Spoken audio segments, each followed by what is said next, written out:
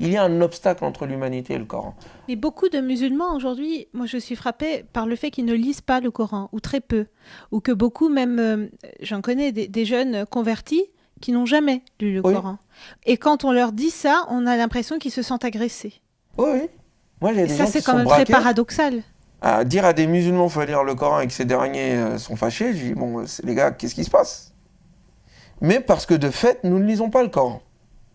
On le lit pour les trucs de magie, pour pleurer pendant le ramadan, jusqu'à mouiller nos barbes et nos voiles et tout, mais on ne le médite pas. C'est quelque chose, une relation émotive, Hmm. euh, pas intelligente. Donc c'est pas méditer. Ben, quand il dit au nom de Dieu, le clément, le tout miséricordieux, pourquoi le livre commence comme ça? C'est vrai, quoi, il aurait pu commencer autrement. Pourquoi le tout miséricordieux, le clément? Pourquoi pas le puissant, le chef des armées? Non, miséricordieux.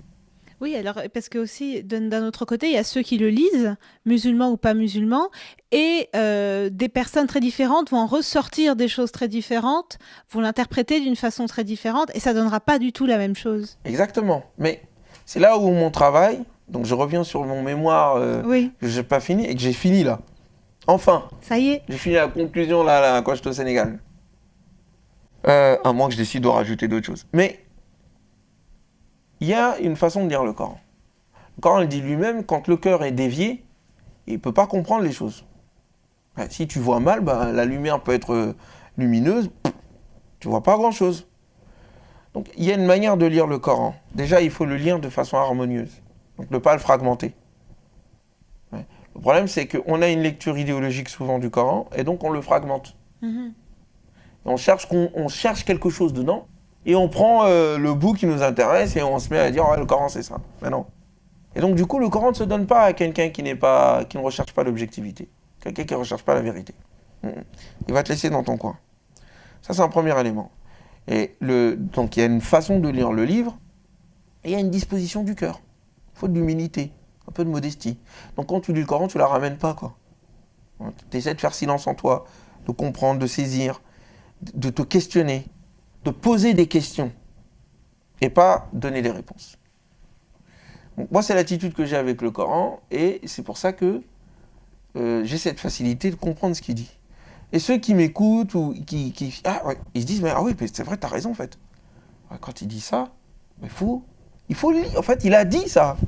Il faut pas chercher midi 14h, c'est ce qu'il est en train de dire. Oui, parce que beaucoup de musulmans ont l'impression que c'est compliqué, que forcément c'est un langage presque...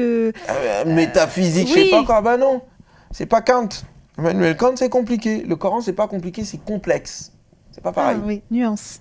Et c'est profond. C'est pas simple, dans le sens où il va pas parler avec le langage d'un bédouin ou d'un gars de la rue. Non, non, non. Il parle de quelque chose qui concerne l'au-delà et qui concerne le rôle de l'humanité. Donc c'est forcément profond. Mais c'est une profondeur donc qui te pousse à méditer. C'est pour ça que le Coran nous demande de le méditer et non pas de l'interpréter ou de l'expliquer. Parce que quand on l'explique, ça sous-entend qu'il n'est pas clair. Quand on l'interprète, ça sous-entend qu'on peut dire le fond de son propos, au-delà de son apparence. Non. Dans les deux cas, tu te la ramènes encore. Et donc tu fais dire au livre ce que toi tu veux. Et donc tu n'es pas dans une attitude de il est clair en soi, mais il y a quelque chose de plus profond. Donc je vais le méditer. Donc je vais le questionner. Donc c'est pas